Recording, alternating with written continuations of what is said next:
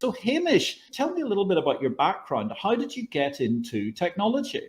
Well, going back a fair few years now, at university I studied, funnily enough, computer science and physics. I always had the interest in computing and software engineering and technology. And I joined Sinara 2006 straight out of university as a software engineer, as you kindly mentioned in your introductory piece. Worked on several projects over the years for different exchanges, brokers, other types of financial institutions, quite large projects, often systems most people don't really see. So it makes it hard to talk about what it is you do for a living. But yeah, gradually, over time, delivering more and more of these services, getting to know the customers, moved over into the business side of things. And now I lead the sales and marketing function at Sinara. And yeah, it's really great to be part of the financial markets industry. There's so much going on. I'm sure we'll be covering lots of things this evening across the industry. And really, there's such a transformative role that technology has to play right across the trading lifecycle, and just finding places where we can actually deliver some really interesting new solutions and seeing them come to life and actually be deployed and have people use them, I think is really great. And it's a great job to have.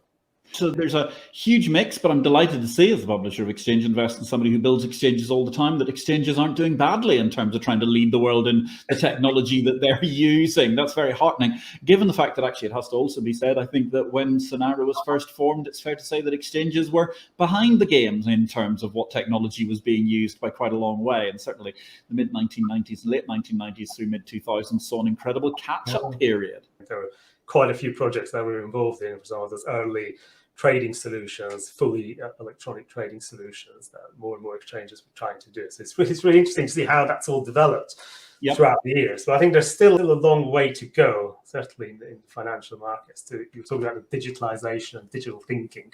To what extent have we in the markets just been looking at what we've been doing previously and just sort of transplanting that into the digital realm, as opposed to thinking entirely digitally from the very start? So, for example, even if you think of something as common as the front office, back office, middle office, there's a reason that historically arose. And in a purely digital realm, is that distinction necessarily still there? And that's some of the areas that we've been working at with some customers. So we're trying to sort of break down those silos, do more integration, get more information in real time, rather than having trader sees one thing on the front office and you have no idea what's going on in the back office until the end of the day, when all the various end of day processes run. So there's a lot of projects there to try and increase that. Increasing the visibility through the office is quite considerable in terms of what you can do at all points in time, and also therefore help risk management. It's incredible to think that in my career,